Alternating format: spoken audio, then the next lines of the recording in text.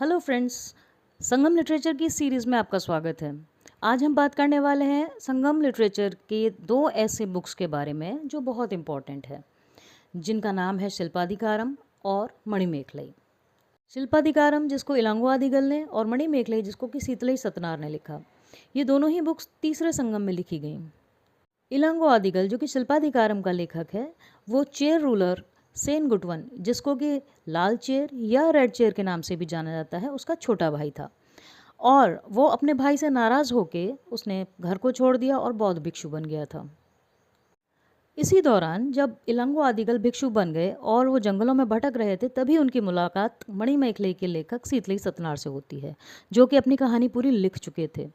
जब इनकी मुलाकात होती है तो शीतलई सतनार उनको अपनी पूरी स्टोरी सुनाते हैं जो उन्होंने लिखी थी, जिसमें मणिमेखलई उनकी स्टोरी की नायिका थी, हीरोइन थी, और जो कोवलन की इलेजिटिमेट बेटी थी, जो कोवलन और उसकी प्रेमिका माधवी के द्वारा पैदा हुई। अब इंटरेस्टिंग बात यह थी कि मणिमेखलई के जो गुण हैं वो कोवलन की पत्नी से ज़्यादा मिलते थे, जिसका नाम कन्नगी था। जब इलांगो आदिगल ने ये पूरी कहानी सुनी तो उनको एक इंस्पिरेशन मिला शिल्पाधिकारम लिखने के लिए, और उसने कोवलन, कन्नगी और माधवी के लव ट्रायंगल को लेके एक पूरी कहानी लिख डाली। लेकिन ऐसा नहीं है कि ये सिर्फ एक लव स्टोरी है, बल्कि इससे हमें बहुत सारी ऐतिहासिक घटनाओं की जानकारी भी मिलती है।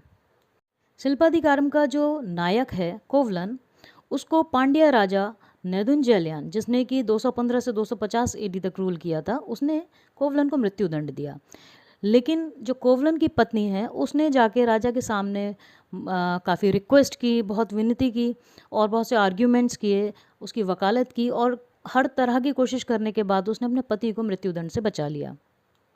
कन्नगी ने जिस तरीके से अपने पति को मौत के मुंह से बाहर निकाला और उसके मृत्युदंड को टलवाया, और इसके लिए उसने जो बेमिसाल एफर्ट्स किए, उनसे प्रभावित होकर चेर रूलर सेन गुटवन, जिसको हम रेड चेर के नाम से भी जानते हैं, उसने कन्नगी को सम्मान देने के लिए कन्नगी पूजा का आयोजन किया।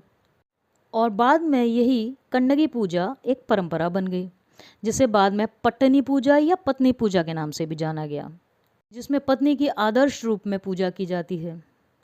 इसी दौरान तीसरे राज्य यानी कि चोल राज्य का जो राजा था कारिकाल, उसका लंका के राजा गजबाहु फर्स्ट के साथ युद्ध होता है।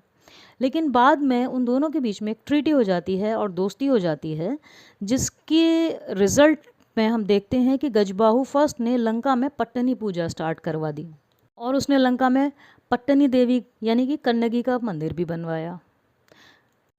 तो ये एक